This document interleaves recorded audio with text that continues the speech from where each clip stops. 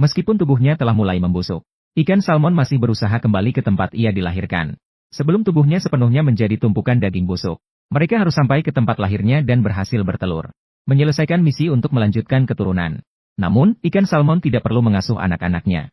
Karena setelah mereka menyelesaikan tugas reproduksi, kehidupan mereka pun berakhir.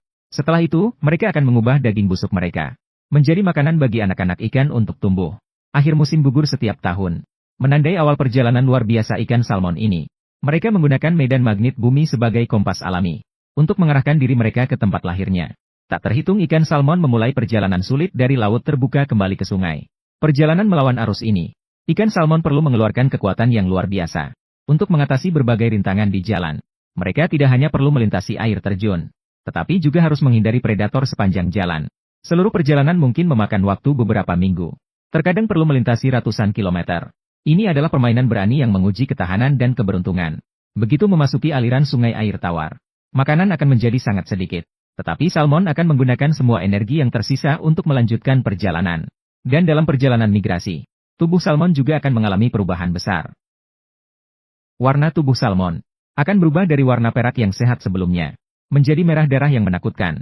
Ikan betina akan membesar menjadi wadah untuk membawa telur ikan. Sementara itu, mulut ikan jantan akan berevolusi menjadi kait yang tajam. Semua perubahan ini adalah untuk melindungi telur ikan dengan lebih baik. Kembali ke sarang sangat umum di antara ikan migrasi. Karena mereka sulit menemukan habitat yang cocok untuk bereproduksi. Beberapa perairan tidak cukup aman. Beberapa perairan lainnya terlalu panas atau terlalu dingin. Atau mungkin makanan di dalam air sangat jarang. Bagi ikan, kembali ke tempat kelahiran mereka untuk bereproduksi. Ini tanpa ragu adalah pilihan yang paling mudah dan benar. Mereka dapat tumbuh dengan baik sendiri. Ini adalah bukti terbaik. Ikan salmon yang pertama tiba di tempat kelahiran akan menempati lokasi pemijahan terbaik. Ikan betina akan membangun sarang dan bertelur di atas kerikil. Kemudian ikan jantan akan melakukan pembuahan. Sedangkan ikan salmon yang tertunda perjalanannya karena tergoda akan makanan di sepanjang jalan akan menghadapi nasib tereliminasi. Reproduksi adalah pekerjaan yang penuh tekanan, yang dapat menyebabkan kerusakan serius pada tubuh mereka. Seiring turunnya imunitas, penyakit dan parasit juga akan memanfaatkan kelemahan. Tubuh ikan salmon akan mulai membusuk seperti mayat hidup. Sampai mati perlahan-lahan. Sebagian besar ikan salmon akan mati setelah menyelesaikan pemijahan. Musim dingin berlalu, musim semi datang. Telur salmon juga menyambut musim penetasannya. Hanya kurang dari 1% telur salmon yang bisa bertahan hidup dengan baik. Anak-anak salmon akan hidup di sungai air tawar selama 3 tahun. Setelah itu, mereka akan mulai bergerak ke hilir menuju lautan. Mereka akan tumbuh dan matang di lautan. Dan setelah 7 tahun, akan kembali lagi ke tempat kelahiran untuk bereproduksi. Predator besar di sungai cukup sedikit. Hal ini lebih aman bagi telur ikan dan ikan muda. Sementara dunia laut menawarkan makanan yang lebih melimpah, yang dapat membuat salmon dewasa tumbuh lebih besar.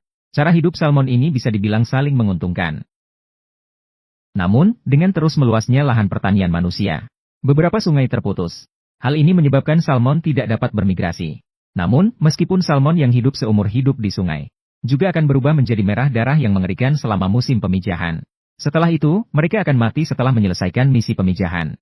Mungkin, kebiasaan pemijahan ikan salmon yang unik ini. Namun, kematian bukanlah akhir bagi ikan salmon. Daging mereka yang busuk akan menjadi pakan bagi serangga pemakan bangkai. Dan serangga ini akan menyediakan makanan bagi generasi berikutnya dari ikan salmon. Takdir yang diturunkan dari generasi ke generasi akan terus berlanjut.